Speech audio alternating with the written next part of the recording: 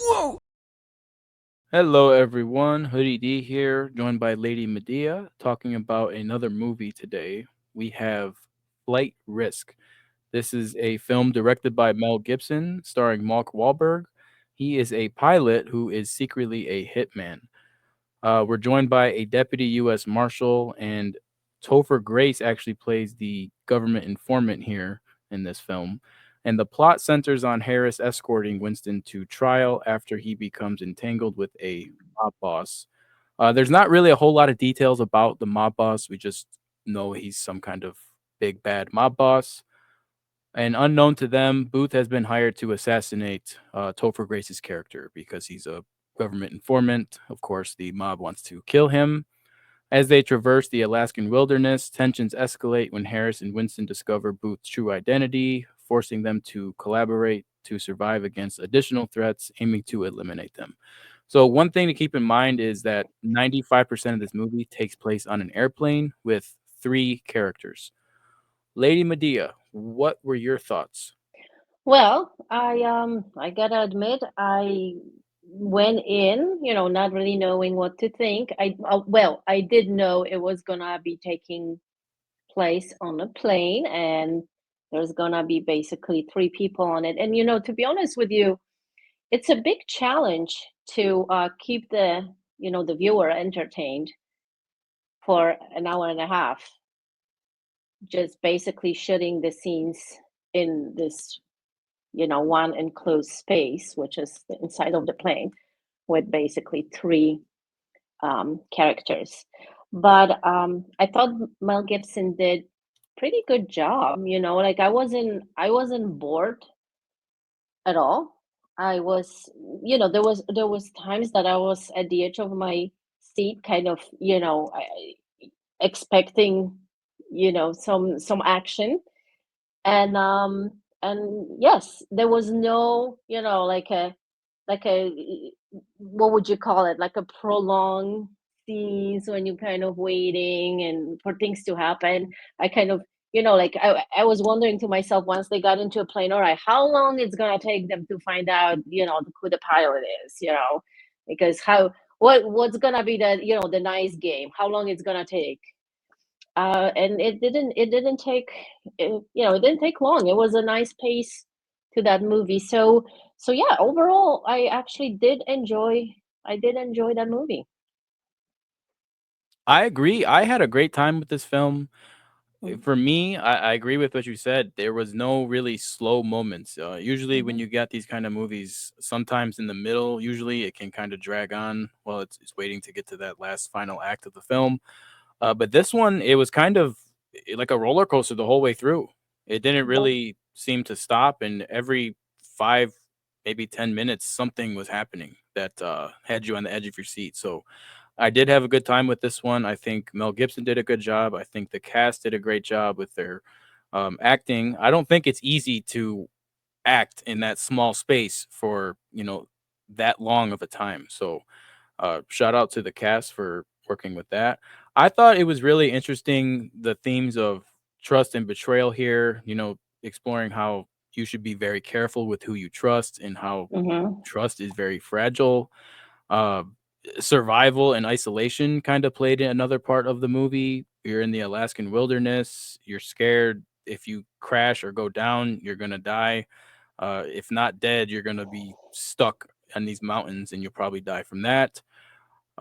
There's themes of redemption and morality, which I did appreciate. There's a good little arc with the U.S. Marshal. Her character has a good arc, and then just deception was another big theme of this movie. You don't know who you Mhm. can trust, and I think they did a great job of showing that how when you can't trust someone or you think you can't trust someone, you're very quick to say things that are not true, or you're just not thinking rationally because you think you can trust someone and you can't.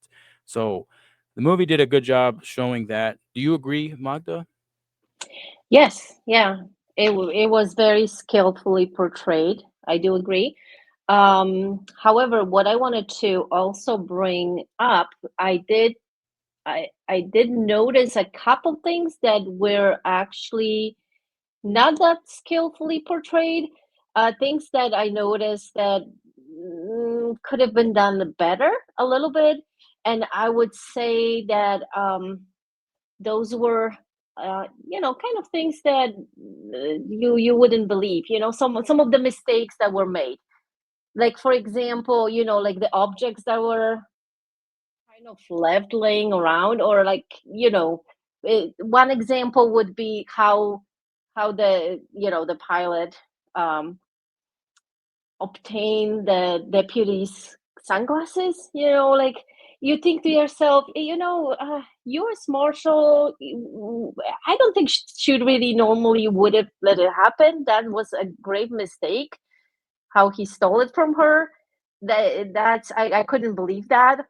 Or the whole scene, how the plane hit the snowbank and just kept flying. I was kind of questioning that too. That was a little bit like far fetched. I was like, yeah, no, that plane would have been down. That was a massive, like, you know accumulation of snow. There was no way that plane would be still going after hitting it. And with that knife that like, it very nicely just kind of went and slid into right into his hands. And you know I don't know, just couple mistakes that were a little bit like, oh yeah, no, no, no, no, no. That kind of irritated me a little bit when I was watching it. And of course, what was going on with Wahlberg's hair? What was happening there? Why was he this balding with this weird hairline guy? What was the purpose of that? What were they thinking? Why? I couldn't take it Why? seriously. I know. I know. It looked so bad. It did. It did. I don't know. I don't know. That was just bizarre. When he lost his, hat with the toupee and say inside. I was like, And it what? lands inside of Topher Grace's character's hands, and he's like I he's know. like, It's like, "What the heck?" yep. And I was like, okay, I guess. I was thinking, well, maybe there will be some kind of explanation later. Maybe there is a point of it. No, I agree. It looked goofy. I think that's gonna No. get memed on the internet. Yeah. But yeah, very funny. Choice of wardrobe for Mark Wahlberg.